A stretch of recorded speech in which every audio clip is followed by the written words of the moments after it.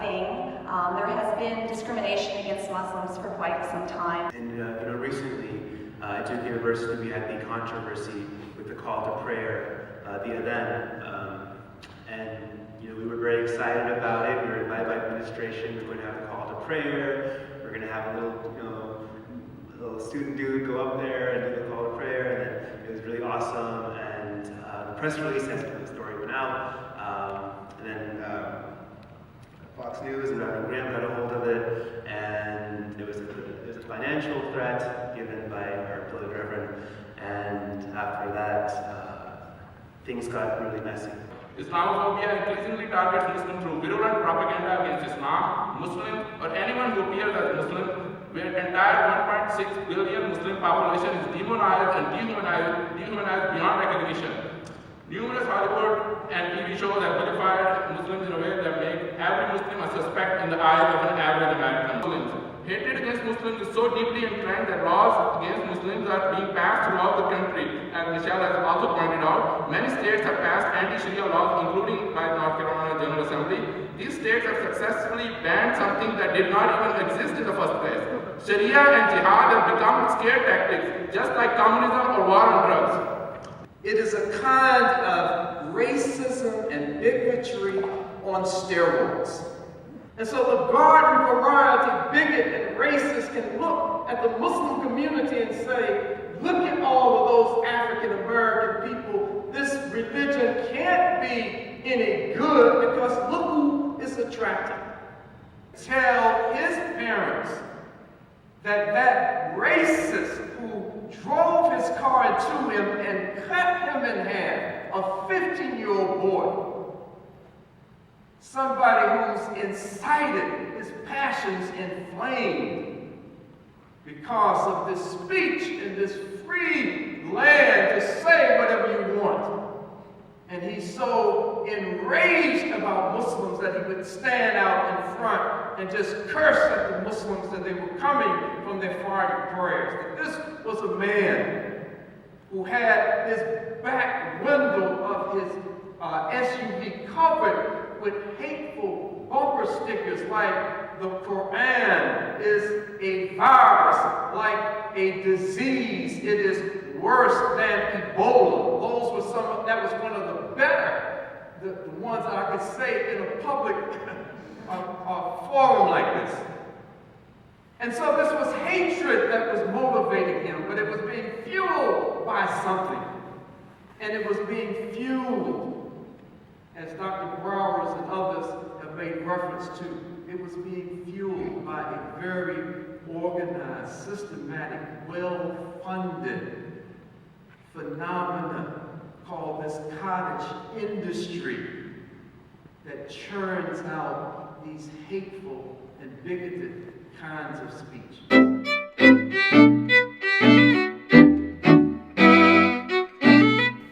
So why did you decide to participate in the panel discussion? Well, I think Islamophobia is perhaps one of the most serious issues confronting America today. For too long now, I think the issue has been downplayed, not only by the media, but by Muslims themselves.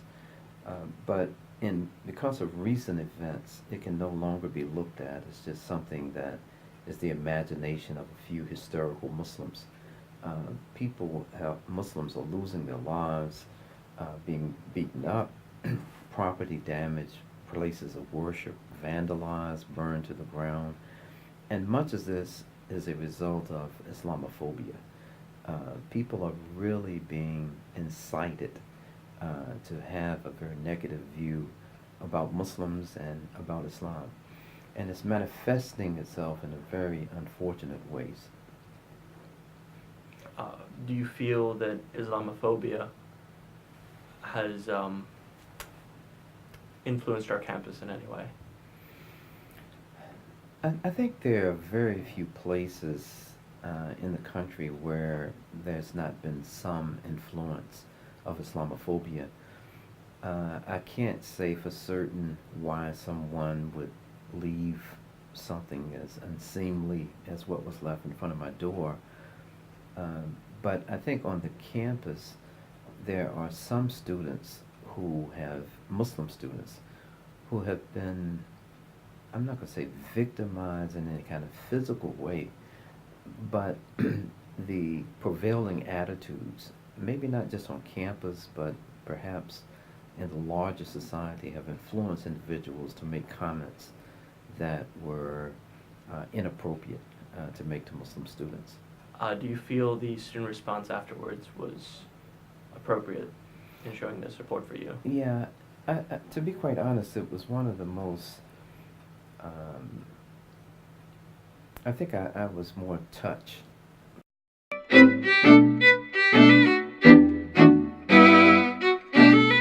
Do you feel Islamophobia is a issue on campus? For this campus, not really. It's really a few radical students who are expressing their opinions. But I think for the general student population, it's not a big problem. Well, everyone remembers that email that was sent out when our imam was kind of had a personal attack against him with the urine. That was bad. I mean, plus, you know, there's been some general anti-Muslim speech, especially on Yik Yak. That's always a medium which that's transmitted through. So I feel like there's definitely some issues that need to be resolved, which hopefully this Islamophobia panel will help with. What's your personal opinion on religion, Islam, whatever? My own personal opinion on Islam, I think it's a very peaceful religion. And like with any religion, you have radicals, and it's spun off in the wrong light to some people. If you look through history, you do see all religions committing acts of atrocity. Right now, it just Muslims are the target, and to be honest, I do think that Muslims right now do attack in the name of religion more than other religions, but other religions in history have done the same. Do you feel that Yik Yak has made it easier for students to express their real opinions simply because it is anonymous? Yes and no. You will get people who are really angry, and in the moment, they'll just spout out, you know, a cop-out on Yik Yak simply because it's anonymous. You know, they're not going to get caught, and they want to see the reaction of people. So yeah, that happens. But you'll also get people who spew hate speech just for the sake of it. Those aren't actually their sentiments. They just want to rile up the crowd. So it's kind of hard to tell what you're actually getting. Are you getting real feelings of students who actually hate Islam for whatever ignorant reasons? Or are you getting people who just want to, you know, poke a really unstable group with a stick? Do you think Wake Forest is an accurate representation of the rest of the country? Well, I think Wake Forest is a little more conservative than the rest of the country. And being a private college, it is a little more affluent. No. Wake Forest is kind of homogenous. You know, we obviously have diversity, but we can't represent the entire country's worth of groups of people. So no, I don't think we, you know, with 5,000 kids, I don't think we have a big enough sample size. So you said you were a biochem major. Right? Mm-hmm. Yeah. Okay. I don't know where I was going with that. All of this gets edited out anyway. Yeah. Let's see, what else? How do you feel that this panel discussion will affect our campus climate? Do you feel it's going to improve it, or do you feel it's just going to be another one of those rhetorical speeches that we have? Hopefully this one will involve more discussion, and that's where you finally see the issues kind of sift out. If it's just a lecture, then no, it's not going to help anything. But I think if you actually have interaction between the students, then yeah, it'll solve some issues. Now, talking to the office of the chaplain, they were discussing that they're going to have police on hand in case there are any disturbances because of the subject matter. Do you feel that there's actually going to be some type of something that goes on during the event? Wow. I didn't think of that. No, I don't think that it's going to reach that point. I would hope not. I would hope Wake Forest is better than that. Are you familiar with Imam Griggs? Yes, I've heard the story. Do you think that was an isolated incident, or do you think that has to do with him being a Muslim on campus? Oh, I definitely think it has to do with him being a Muslim on campus. But like I said before, it's a few radical students who are doing this. I think in general the Wake Forest population does not support the actions of these students who attacked them. What inspired you to go to the Islamophobia panel?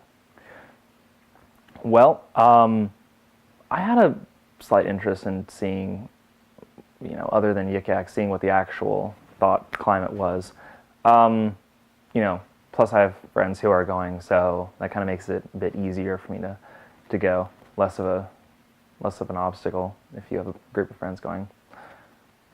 What groups of people do you think they're targeting with this type of talk? Do you think they're just targeting like extremes?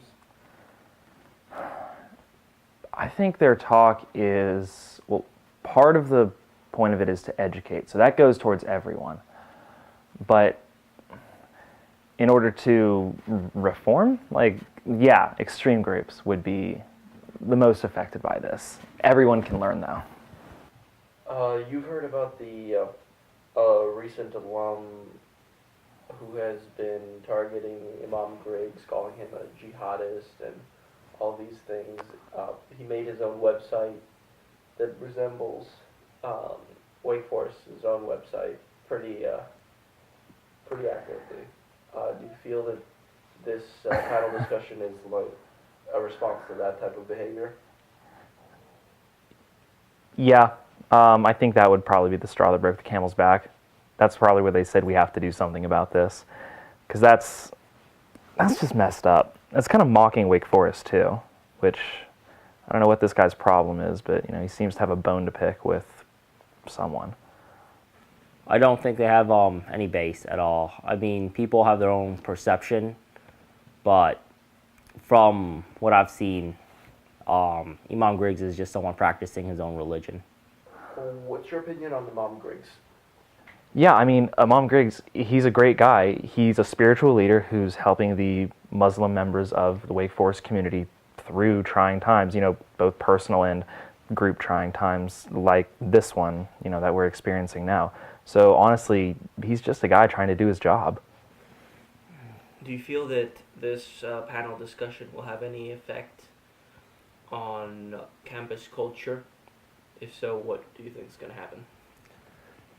To be honest, I think it'll have very little effect, just because most students, the only students who will be attending will be those who are radically opposed to Islam or those supporting it. So it's not going to change a lot, I think, especially the timing of the panel during final or midterms week. A lot of students are less likely to go who are in that moderate mindset. On a broader spectrum, do you think this discussion even is important? Like, do you think this is actually necessary on campus? I think it's a good one to have in general, for people to discuss religion and connect with others. But it is definitely a good one to have. The timing of it is a little off. It feels a little staged just due to the recent incident. But these panel discussions throughout the year, I think, are great discussions to have. I don't think it's oversensitive people. This is something we should have had done before the incident. Maybe if we had this discussion before the incident, it might not have happened. But doing it post-incident, it really doesn't make that much of a difference now that the incident has been committed. So you feel this discussion is just a response to the bucket of urine? Yes. Mm-hmm. Do you think being afraid of a particular religion or a group of people is, I don't know, warranted? Oh, it is definitely not warranted. It makes zero sense. It's like being afraid of someone for their skin color. Did you gain anything from the panel discussion yesterday? Yes, I did. I gained the perspective of several of the Islamic leaders in this community, and I think that's important to see. Did you learn anything about Islam as a whole? Yes and no. I learned how Islam is handling the current situation, but as for traits and traditions, no, not really, nothing new there. All right. What was the most shocking thing that you noticed at the panel discussion? Okay. Well, one of the speakers, the man from Pakistan, his speech was very energetic. It had some interesting points. His view on Islamophobia is that it causes a lot of the issues in the world today, including the United States military expansion into other countries. He blames that pretty much solely on Islamophobia. So I thought that was an interesting idea from him. Do you feel that they could have done a better job in conveying their message? Yeah, I think it was really an hour-long lecture with a couple questions sprinkled in at the end. I think it should have been a discussion from the students to the Islamic leaders, and it had a lot more. If it had a lot more interaction, it would have been more effective. Did you happen to notice the number of elderly people that were present? Yeah, actually, I did. Was that surprising to you, or did you kind of expect that? No, I expected it to be students mostly, not the demographic of 75 to 80 years old, white women mostly. Do you think that has to do with what is known as white guilt? It could definitely. Actually, there were some of the speeches had a bit of what you would call white guilt sprinkled in there, and then I kind of scanned the audience and I saw heads nodding up and down like, yes, yes, keep saying this, which was interesting.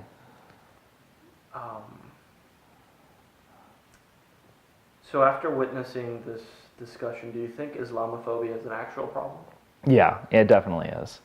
It really does marginalize a lot of people, and I don't like to see that. Talking to other students last night after the discussion, I still found some negative sentiments towards Muslims. For example, one kid said that if they didn't bomb it is justified to judge Muslims for being Muslim because they were the ones who perpetrated the 9/11 attacks. How do you feel about such comments after actually witnessing this discussion? All right, well, that's been an outdated view for, 14 years now? Yeah. Now, you can't judge the whole group based on a few bad eggs. Every group has them. So it's just that today's issues happen to be by Muslims, right? Did you pay attention to the last question that was asked about why Islam is regarded as such a violent religion when in reality it really isn't? Yeah, I did. I think that just comes back to the few bad eggs argument. Islam's peaceful overall. They cited statistics about how there wasn't as much violent crime in Muslim countries as there is, say, here in the United States. So, yeah, those are really stereotypes of those countries, I suppose. Yes. On Sharia law, what did you? Were you surprised that many states have passed anti-Sharia law legislation? Yes, because it hasn't been, and I don't think it will be, a problem in the States. Yeah. First of all, Sharia law is a blanket term that they use for a lot of stuff. So just passing legislation banning Sharia laws, you can't really do that. But yeah, I was a bit surprised that, well, actually America has a bit of a knee-jerk reaction sometimes, so maybe I could see that coming. Any other commentary you want to make about the panel discussion? The two panelists that I liked the best were that young man from Duke and Imam Griggs. They were by far the most level-headed, and Well, compared to the Pakistani man, yeah. yeah, they seem to kind of hold their viewpoints in the scope of broader things, which I find nice when people do that. How do you feel that Imam Griggs did when he brought up the fact that a lot of Muslims now are actually African Americans? Yeah, that was interesting. I've never really thought about it that way, and I thought that was really cool, and how it goes back to slavery. Yeah, there's a lot of history behind that. Yeah. So I was not no, I did not expect that, and I mean that of course applies to America mostly. I think it's a third in the U.S. are African American, which makes sense because we have a large African American population. Yeah.